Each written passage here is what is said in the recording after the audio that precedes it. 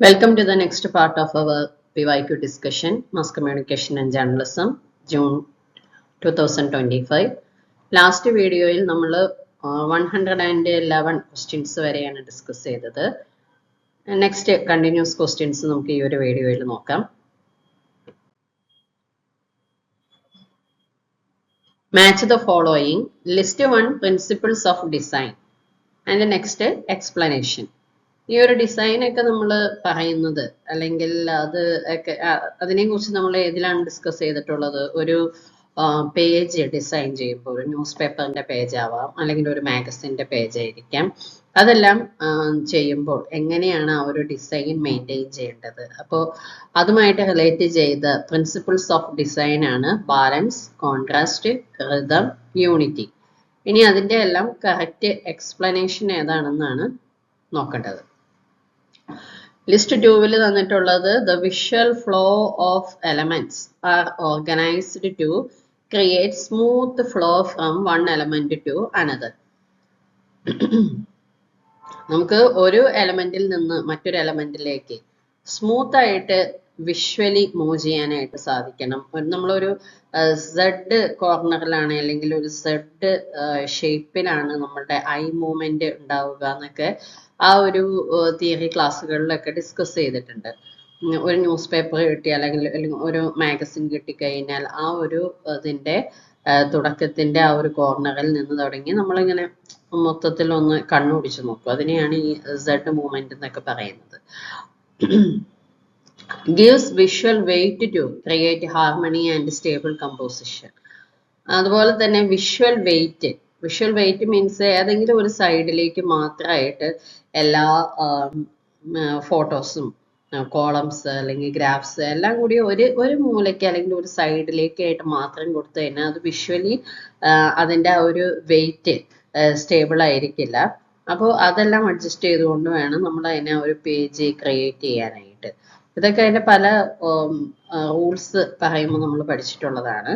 Create visual interest and highlight special parts, elements and emphasize information to be made noticeable. പെട്ടെന്ന് നമുക്ക് ആളുകൾ ശ്രദ്ധിക്കേണ്ട കാര്യങ്ങളെ ഹൈലൈറ്റ് ചെയ്തുകൊണ്ട് സ്പെഷ്യൽ പാർട്ടാക്കി അല്ലെങ്കിൽ കോളമാക്കി ഗ്രാഫ്സ് കൊടുത്തുകൊണ്ട് സ്പെഷ്യൽ കളറിൽ അങ്ങനെയൊക്കെയാണ് നമ്മൾ ഇൻഫോർമേഷൻസ് കൊടുക്കുന്നത്. All elements work together to create a visually pleasing, understandable whole. എല്ലാതരം എലമെന്റ്സ് നമ്മൾ അറേഞ്ച് ചെയ്യുമ്പോഴും എങ്ങനെയൊക്കെ ചെയ്താലും അതിനൊരു പ്ലീസിങ് അണ്ടർസ്റ്റാൻഡ് പെട്ടെന്ന് നമുക്ക് വളരെ ഈസി ആയിട്ട് മനസ്സിലാവുന്ന തരത്തിലായിരിക്കണം ആ ഒരു ന്യൂസിനെ ഡിസൈൻ ചെയ്തിട്ട് ആ ഒരു ന്യൂസ് പേപ്പറിനെ അല്ലെങ്കിൽ മാഗസിനെ ഡിസൈൻ ചെയ്യേണ്ടത്. അപ്പൊ ഇതൊക്കെ ഏതൊരു പ്രിൻസിപ്പിൾസ് ഓഫ് ഡിസൈനുമായിട്ടാണ് റിലേറ്റ് ചെയ്ത് വരുന്നത്, അല്ലെങ്കിൽ ഇതിൽ ഏതിന്റെ എക്സ്പ്ലനേഷൻ ആയിട്ടാണ് ഇതെല്ലാം വരുന്നത് എന്നുള്ളതാണ് ഈ ഒരു മാച്ച് ദ ഫോളോയിങ് കൊണ്ട് ഉദ്ദേശിക്കുന്നത്. ഇനി ഇതിന്റെ കറക്റ്റ് ഓപ്ഷൻസ് നമുക്ക് നോക്കാം.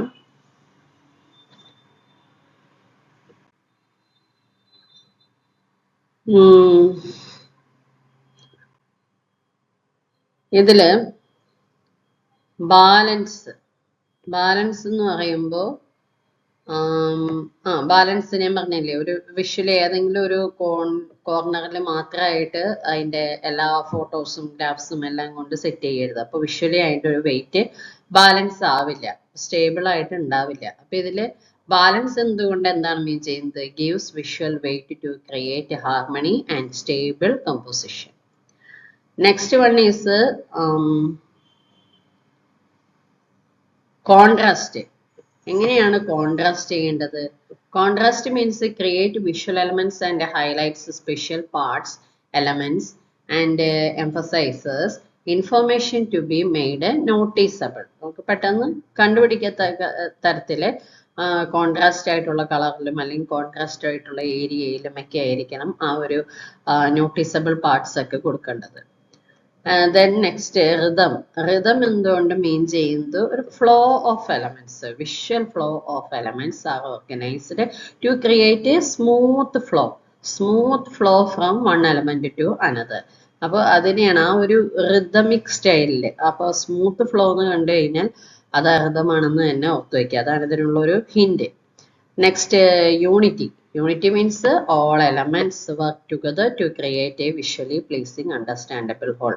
ഈ എല്ലാ പ്രിൻസിപ്പിൾസും കണ്ടെയ്ൻ ചെയ്തുകൊണ്ടായിരിക്കണം ഒരു പേജിനെ ഡിസൈൻ ചെയ്യേണ്ടത്. ബാലൻസ്, കോൺട്രാസ്റ്റ്, റിതം ഇതെല്ലാം വരണം. അതെല്ലാം ചേർന്ന് വരുമ്പോൾ ഒരു യൂണിഫോമിറ്റി അതിൽ ആ ഒരു പേജിൽ നമുക്ക് ഫീൽ ചെയ്യാനായിട്ട് കഴിയണം. So correct answer is third one ആണ്. Next question also match the following. List 1 is scholars and list 2 is their works. Richard Hogarth, John Tomlinson, Michael Day Creasue, Irving Goffman. ഇനി works നോക്കുകയാണെങ്കിൽ the practice of everyday life, presentation of a self in everyday life, media modernization, the use of literacy. ഇതങ്ങനെ മുമ്പ് ചോദിച്ച് കണ്ടിട്ടില്ല ഈ ഒരു question. പിന്നെ ഇതിൽ ഏതെങ്കിലും ഒരു പേരിനെ നമുക്ക് കൺഫ്യൂസ് ചെയ്യിക്കാൻ വേണ്ടിയിട്ടാണ് ഈ ഒരു എവറിഡേ ലൈഫ് ഉള്ള 2 ഓപ്ഷനൊക്കെ തന്നിട്ടുണ്ട്. ഇതിന്റെ കറക്റ്റ് ആൻസർ എന്താണെന്ന് നോക്കാം. ഇതില് റിച്ചാർഡ് ഹോഗാർട്ടിന്റെ വർക്ക് എന്ന് പറയുന്നത് യൂസ് ഓഫ് ലിറ്ററസി ആണ്. ദെൻ ജോൺ ടോമിൻസന്റെ media modernisation. Next Michael de ക്രീഷോ, practice of everyday life. Erving Goffman, presentation of self in everyday. Presentation of self in everyday. So correct answer is the second one. Question number 114. Which of the following statement are correct? തന്നിട്ടുള്ള സ്റ്റേറ്റ്മെന്റ്സിൽ എല്ലാതും correct അല്ല. അപ്പൊ അതിൽ incorrect ആയിട്ടുള്ളത് ഏതാണെന്ന് നമ്മൾ കണ്ടെത്തുക. ഏതെല്ലാമാണ് correct statements എന്നുള്ളതാണ് ആൻസർ ആയിട്ട് വരുന്നത്. So digital right management is A mixture of legal and technological tools. ആ സ്റ്റേറ്റ്മെന്റ് നോക്കുകയാണെങ്കിൽ അതെങ്ങനെയാണ് ഡിജിറ്റൽ റൈറ്റുമായിട്ട് ബന്ധപ്പെട്ട കാര്യങ്ങൾ അല്ലെങ്കിൽ അതിന്റെ റൂൾസ് എന്നൊക്കെ പറയുന്നത് അല്ലെങ്കിൽ അതിന്റെ ലോ എല്ലാം എന്തുമായിട്ടെല്ലാം റിലേറ്റ് ചെയ്ത് വരുന്നുണ്ട്. അതിൽ ലീഗൽ ആയിട്ടുള്ള കാര്യങ്ങളും ടെക്നോളജിക്കൽ ടൂൾസിനെ പറ്റിയും ലീഗലായിട്ടും എല്ലാം കൂടി ചേർന്ന് വരുന്നതാണ് digital rights management. So first one is correct statement. Then next, International Telecommunication Union is responsible for ensuring free flow of information among countries. അത് ഇന്റർനാഷണൽ ടെലികമ്മ്യൂണിക്കേഷൻ യൂണിയൻ അല്ല അതിന് റെസ്പോൺസിബിൾ ആയിട്ടുള്ളത്. Free flow of information among countries എന്നുള്ളത് ഇതിന്റെ ഒരു ഉത്തരവാദിത്വം ഒന്നുമല്ല. So ഇത് ഈ ഒരു സ്റ്റേറ്റ്മെന്റ് റോങ് ആണ്. Then BitTorrent is an open source protocol for exchange of files. നമുക്ക് ബിഗ് ഫയൽസ് ഒക്കെ എക്സ്ചേഞ്ച് ചെയ്യാനായിട്ട് ഇത് യൂസ് ചെയ്യുന്നു. So third one is correct statement. Then fourth one, net neutrality is a level playing field for all users of internet for accessing information and entertainment. Internet എന്ന് പറയുന്ന ഒരു neutral ഫോമിലാണ്. അതിപ്പോ നമുക്ക് ഇൻഫോർമേഷൻ ആക്സസ് ചെയ്യാൻ വേണ്ടി മാത്രമായിട്ടല്ല എല്ലാവരും ഇന്റർനെറ്റ് യൂസ് ചെയ്യുന്നത്, അത് എന്റർടൈൻമെന്റിനും കൂടി ഉള്ളതാണ്. So D also correct statement. അപ്പോൾ എ, സി, ഡി എല്ലാം കറക്റ്റ് സ്റ്റേറ്റ്മെന്റ് ആണ്. ഈ neutral network provides limited access to application and services. Application and സർവീസസിന് ലിമിറ്റഡ് ആക്സസേ ഉള്ളൂ എന്നാണ് പറയുന്നത്. അങ്ങനെയൊന്നുമില്ല. കാരണം നമുക്ക് ഇന്റർനെറ്റ് ഉണ്ടെങ്കിൽ നമുക്കത് അൺലിമിറ്റഡ് ആയിട്ട് അത് യൂസ് ചെയ്യാനായിട്ട് പറ്റും. എന്ന് പറഞ്ഞാൽ ആ ഒരു ഡാറ്റ തീരുന്നത് വരെ, അല്ലെങ്കിൽ നമുക്ക് എത്രമാത്രം നേരം ഏതെല്ലാം കവറേജിലേക്ക് വൈഫൈ കിട്ടുന്നുണ്ടോ അത്രയും നേരം കൊണ്ട് നമുക്ക് മാക്സിമം ചെയ്യാനായിട്ട് പറ്റും. അതിന് പ്രത്യേകിച്ച് അങ്ങനെ ഒരു ലിമിറ്റഡ് ആക്സസ് ഒന്നുമില്ല. സോ ഇതിലും 3 കറക്റ്റ് സ്റ്റേറ്റ്മെന്റ് ആണ്. 3 ഓപ്ഷനെ നമുക്ക് എടുക്കാനും പറ്റുള്ളൂ. So may be second one is the correct answer. A, C and D. Next is arrange the following films in chronological order beginning from the first. ഇതൊക്കെ കുറേ times ചോദിച്ചിട്ടുള്ള question തന്നെയാണ്. ഇതിൻ്റെയൊക്കെ റിലീസ്ഡ് ഇയർ അറിഞ്ഞിരുന്നു കഴിഞ്ഞാൽ ഈസി ആയിട്ട് answer ചെയ്യാം.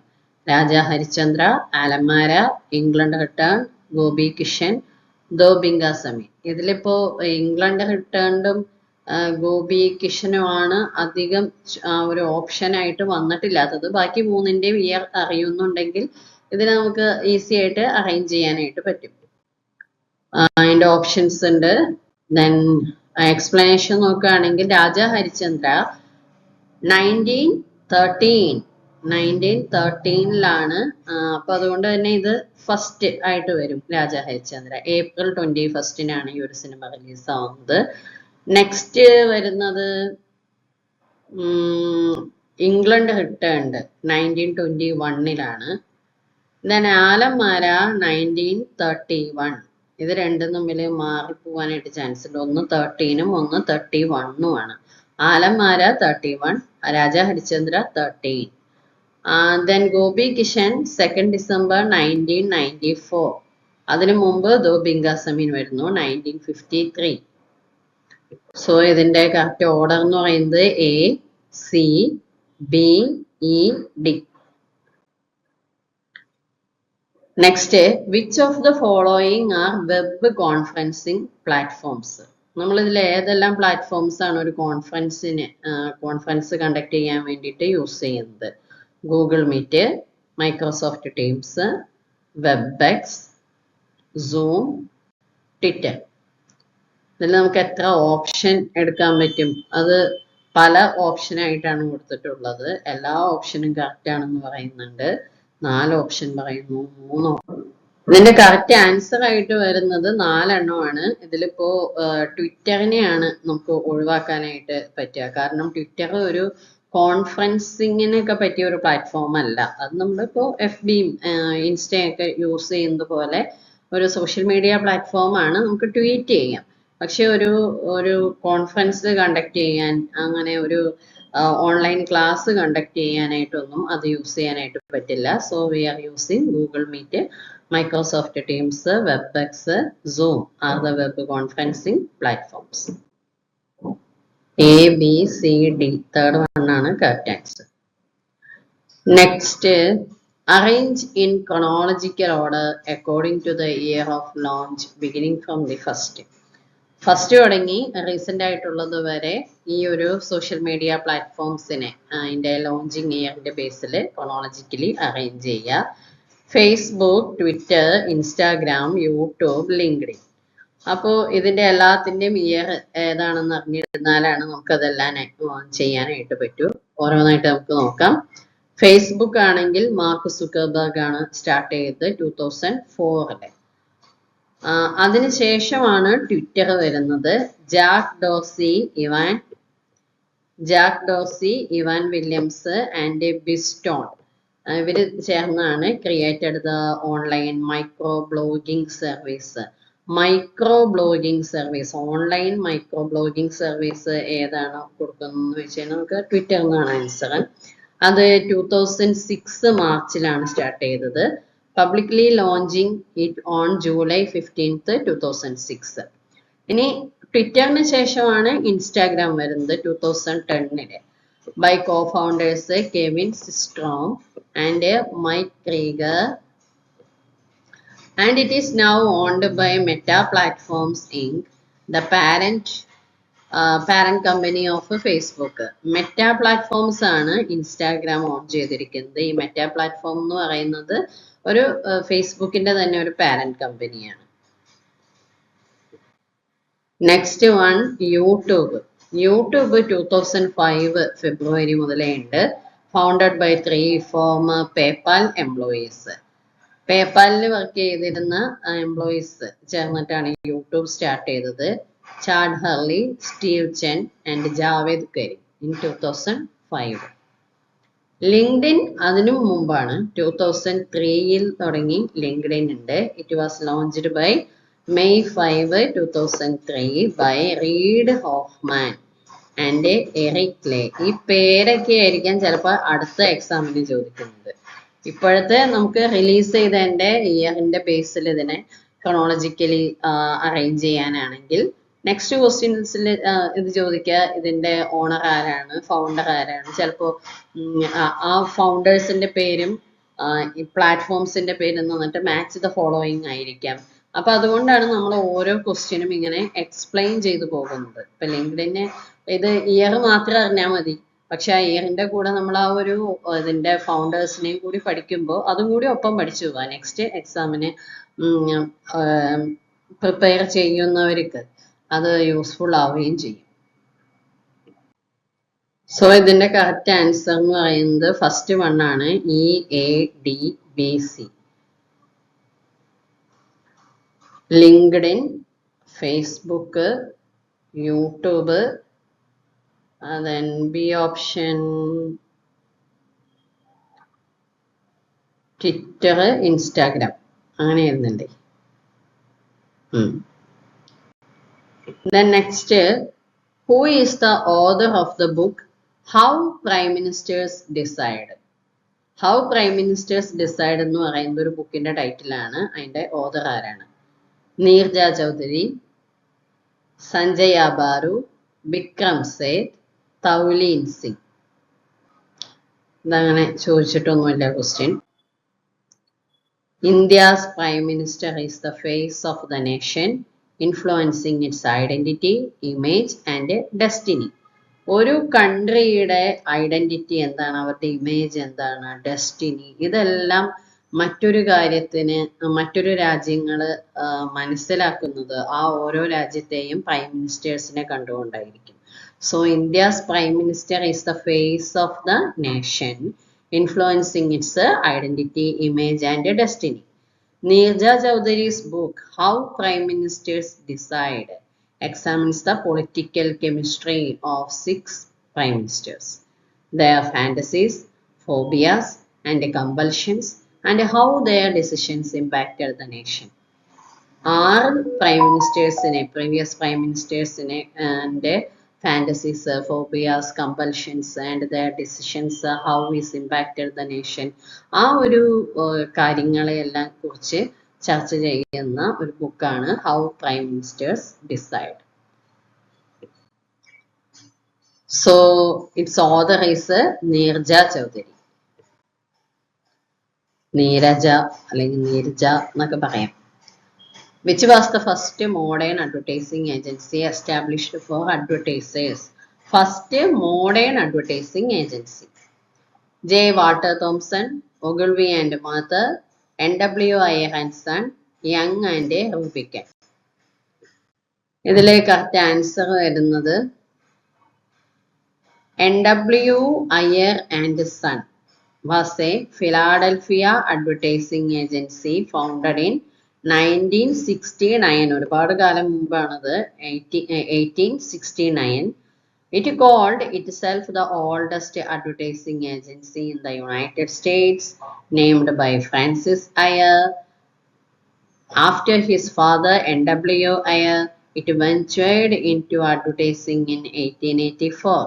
It created a number of memorable slogans for firms such as De Beers, AT&T and the US Army. ഇതിനൊക്കെ വേണ്ട ഒരുപാട് സ്ലോഗൻ ഒക്കെ ക്രിയേറ്റ് ചെയ്തത് ഈ ഒരു ആഡ് ഏജൻസി ആയിരുന്നു.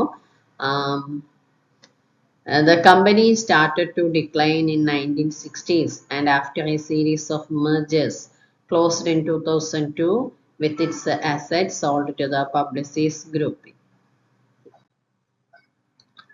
So modern advertising agencyയുടെ പേര് അത് founder NW Iyer and Son, Philadelphia advertising ഏജൻസിയാണ്. Next one, arrange the following films in chronological order according to their release beginning from the first. ഇങ്ങനത്തെ തന്നെ ഒരു ക്വസ്റ്റ്യൻ ആണ് നമ്മൾ ഒരു 2 ക്വസ്റ്റ്യൻ മുമ്പ് ഡിസ്കസ് ചെയ്തത്.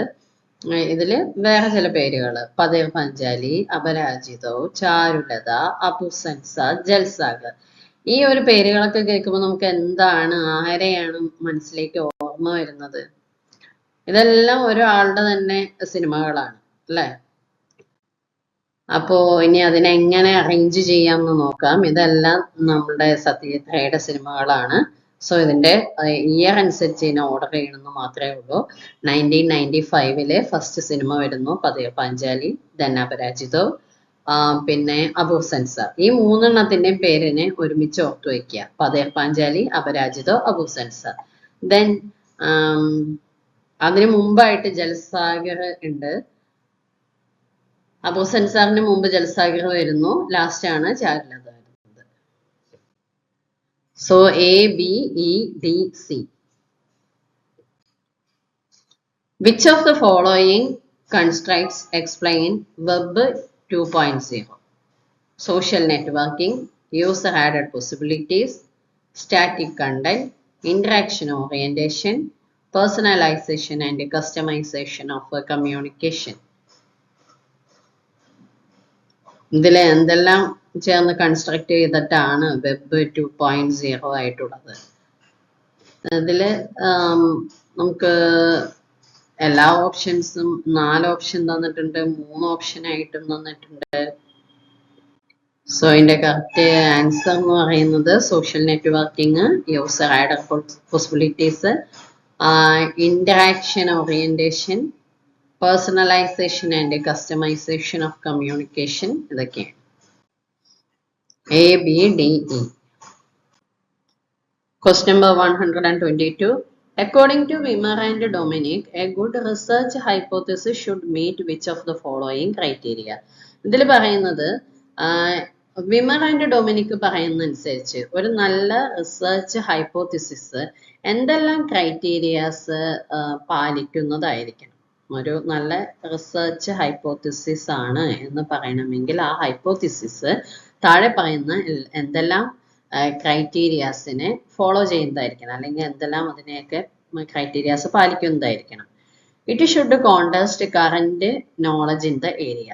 ആ ഒരു ഏരിയയിലെ കറന്റ് ആയിട്ടുള്ള ഇപ്പൊ നിലനിൽക്കുന്ന നോളജുമായിട്ട് മത്സരിക്കണം എന്നാണ് പറയുന്നത്. അങ്ങനെ ഒരു സംഭവത്തിന്റെ ആവശ്യമില്ല ഒരു ഹൈപ്പോത്തിസിസ് നമ്മൾ സെറ്റ് ചെയ്യുമ്പോൾ. അപ്പോൾ ആ ഒന്നാമത്തെ വേണമെന്നില്ല. Then it should follow logical consistency. അതെന്തായാലും വേണം. ഒരു ഹൈപ്പോത്തിസിസ് ആകുമ്പോൾ അതിന് വളരെ ലോജിക്കൽ ആയിരിക്കണം.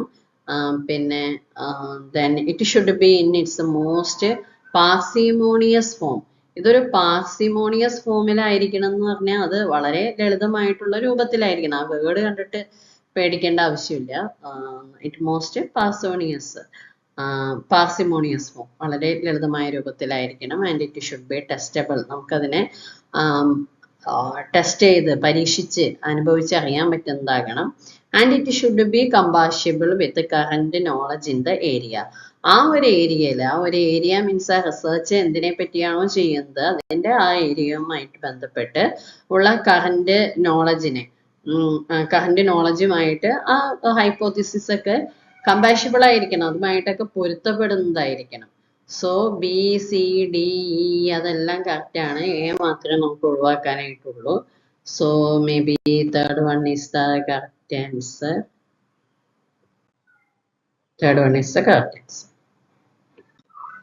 Next question. Identify the correct option of publication on which Khasa Subbarao served as a journalist or editor.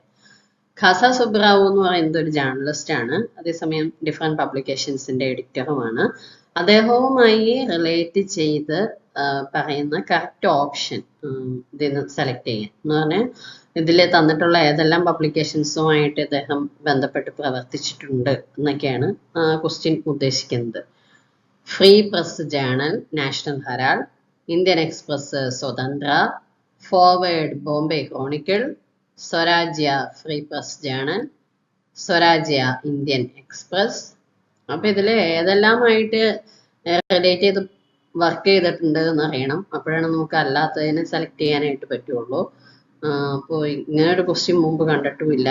അപ്പോൾ ഈ ആളെ ഖാസ സുബ്രാവിനെ പറ്റിയിട്ടുള്ള ഒരു പ്രൊഫൈല് നമ്മൾ അറിഞ്ഞിരിക്കണം. സോ നമുക്ക് നോക്കാം. ഇതിലേതായാലും 3 ഓപ്ഷനെ നമുക്ക് എടുക്കാനായിട്ട് പറ്റൂ. Khasa Subbarao served as a journalist or editor, Indian Express സ്വതന്ത്ര, സ്വരാജ്യ ഫ്രീ പ്രസ് ജേണൽ. ഈ 3ആയിട്ടാണ് വർക്ക് ചെയ്തിട്ടുള്ളത്. കാരണം ഇതെല്ലാം പിന്നെ റിപ്പീറ്റ് ചെയ്ത് വരികയാണ് മറ്റു ഓപ്ഷൻസിൽ. ഇന്ത്യൻ എക്സ്പ്രസ്, സ്വരാജ്യ, സ്വതന്ത്ര, ഫ്രീ പ്രസ് ജേണൽ. 4 ഓപ്ഷൻ 4 പത്രങ്ങളായിട്ട് ബന്ധപ്പെട്ട് പ്രവർത്തിച്ചിട്ടുണ്ട്. Next one, identify the concept which is central to the dominant paradigm of development. ഇതിൽ പറയുന്ന ഏതൊരു കോൺസെപ്റ്റ് ആണ് ഡോമിനന്റ് പാരഡിം ഓഫ് ഡെവലപ്മെന്റ് ആയിട്ട് ബന്ധപ്പെട്ട് വരുന്നത്? Equality in distribution of benefits, active participation at the grass root level, modernity, independence of local community. അപ്പൊ ഇതില് dominant paradigm of development ആയിട്ട് റിലേറ്റ് ചെയ്യുന്നതെന്ന് പറഞ്ഞാല് prominent among them was the modernization theory or dominant paradigm of development, which aimed at replicating the Western model of development through industrialization, free market, urbanization, and take development to the underdeveloped regions of the world, mainly through aid agencies, NGO, UN bodies, and multilateral organisations. അപ്പോൾ ഇതുകൊണ്ട് നമ്മൾ ഉദ്ദേശിക്കുന്നത് dominant paradigm of development എന്ന് പറയുന്നത് ഒരു modernisation തിയറിയാണ്. അതിൽ എന്തിനാണ് prominence കൊടുക്കുന്നത്? Which aimed at replicating the western model of development. Western model of ഡെവലപ്മെന്റിന് ഓരോ രാജ്യത്തെയും അല്ലെങ്കിൽ ഇന്ത്യയെ ആയാലും ഏതൊരു രാജ്യത്തെ ആയാലും അവിടുത്തെ ഇൻഡസ്ട്രിയലൈസേഷനുമായിട്ട് ബന്ധപ്പെടുത്തി അതിവിടെ ആപ്ലിക്കബിൾ ആക്കുക. അങ്ങനെ free market, urbanisation and take development, take off stage ഒക്കെ ഉണ്ടല്ലോ, അപ്പൊ അതിനെ ഡെവലപ്മെന്റിലേക്ക് കൊണ്ടുവരിക to the under developed regions of the വേൾഡിന്, മെയിൻലി ത്രൂ ദ അതിനൊക്കെ ഇക്കണോമിക്കലായിട്ടുള്ള സപ്പോർട്ട് കൊടുക്കാനായിട്ട് NGOs ഉണ്ടായിരിക്കും, UN bodies and multilateral organisations ഒക്കെ ഉണ്ടാകും. അപ്പൊ ഇവിടെ പറയുന്ന പോയിന്റ് അനുസരിച്ച് equality in distribution of benefit അതിനെ കുറിച്ചിട്ടല്ല പറയുന്നത്. Then active participation at the grass root level, അത് മറ്റേ പാർട്ടിസിപ്പേറ്ററി മോഡൽ ഓഫ് കമ്മ്യൂണിക്കേഷൻ അല്ലെങ്കിൽ പാർട്ടിസിപ്പേറ്ററി ഡെവലപ്മെന്റ് അതൊക്കെ ആയിട്ട് ബന്ധപ്പെട്ടാണ് ആ ഒരു പോയിന്റ് ഒക്കെ വരിക. ഇവിടെ മോഡേണിറ്റിക്കാണ്, വെസ്റ്റേൺ കൾച്ചറിനെയാണ് കൊണ്ടുവരുന്നത്. സോ മോഡേണിറ്റിയാണ് ഇവിടെ കറക്റ്റ് ആൻസർ ആയിട്ട് വരുന്നത്. നെക്സ്റ്റ് വൺ, ഈ ഒരു വീഡിയോയിലെ ലാസ്റ്റ് ക്വസ്റ്റ്യൻ ആണ്. Which was the first news paper in the world to go online? Online ആയിട്ട് വന്ന ആദ്യത്തെ world news paper, the Washington Post, the Dallas Morning News, Ohio's Columbus Dispatch, New York Times. ഇതില് correct answer വരുന്നത് Dispatch ആണ്. The July 1, 1980 the Dispatch publishes the first online newspaper when it begins beaming news stories through the computer dial-up service. The paper is the first daily in the country to test a technology that enables the day's news to flow into home computers at 3000 words per minute. അപ്പൊ ഇതിൽ പറയുന്നത് dispatch ആണ് first online news paper in the world. July 1, 1918 ആണ് ഇത് start ചെയ്തത്. when it begins beaming news stories through the computer dial-up service, കമ്പ്യൂട്ടറിലൂടെ ഉള്ള service കൊടുക്കുക ന്യൂസിന്. അങ്ങനെ വേർഡ്സ് ഒരു പെർ മിനിറ്റില് 300 വേർഡ്സ് ഒക്കെ ഓരോ ഹോം കമ്പ്യൂട്ടേഴ്സിലും അപ്പോൾ തന്നെ ആക്സസ് ചെയ്യാൻ പറ്റുന്ന രീതിയിൽ ടെക്നോളജീനെ ഉപയോഗിച്ചുകൊണ്ട് ഒരു ഡെയിലി പേപ്പർ എന്നുള്ള ഒരു ടെക്നിക്കൽ പേപ്പർ എന്നുള്ള രീതിയിൽ ഇതിനെ മാറ്റുക എന്നുള്ള ഉദ്ദേശത്തിലാണ് ഇത് സ്റ്റാർട്ട് ചെയ്തത്. സോ ഇതിന്റെ കറക്റ്റ് ആൻസർ എന്നത് ഡെസ്പാച്ച് ആണ്. Ohio's Columbus Dispatch, first news paper in the world to go online. അങ്ങനെ 125 ക്വസ്റ്റ്യൻസ് കഴിഞ്ഞ കുറച്ച് വീഡിയോസിലായിട്ട് നമ്മൾ ഡിസ്കസ് ചെയ്ത് കഴിഞ്ഞു. ഇനി ഇതിന് ശേഷമുള്ള വീഡിയോസിലാണ് കുറെ കൂടി റീസണിങ് ആയിട്ടുള്ള ക്വസ്റ്റ്യൻസും അതേപോലെ തന്നെ കോംപ്രിഹെൻഷൻ, റീഡിങ് കോംപ്രിഹെൻഷനും എല്ലാം വരുന്നത്. അതെല്ലാം നമുക്ക് നെക്സ്റ്റ് വീഡിയോസിൽ ഡിസ്കസ് ചെയ്യാം. ഇതുവരെ ഡിസ്കസ് ചെയ്ത എക്സ്പ്ലെയിൻ ചെയ്ത പാർട്സ് ഒക്കെ ശ്രദ്ധിച്ച് കേട്ട് നോട്ട്സ് ഉണ്ടാക്കി പഠിച്ച് നല്ല മാർക്ക് സ്കോർ ചെയ്യുക. All the best. Thank you.